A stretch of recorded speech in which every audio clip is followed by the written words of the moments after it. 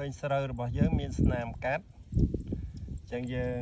កុំភ្លេចយើងមើលទៅក្រោមដើ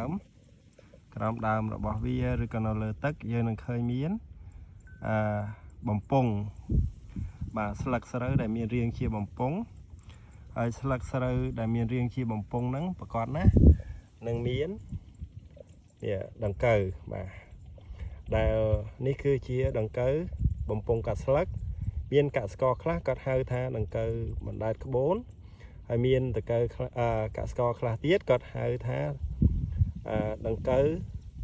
ឬក៏គេហៅថាក្រាសបាទនៅតំបន់ខ្លះអញ្ចឹងចំពោះដង្កូវបំពង់កាត់ស្លឹកបើយើងឃើញ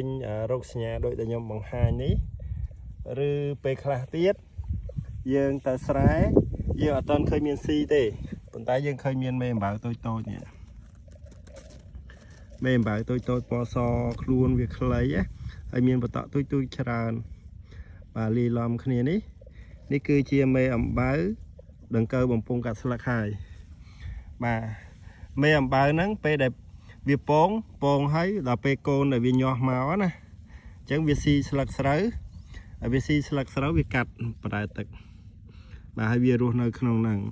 ដល់ពេលវាត្រូវការមកស៊ីទៀតវានឹងហែលហើយមកតោងដើមស្រូវស៊ីបន្តទៀត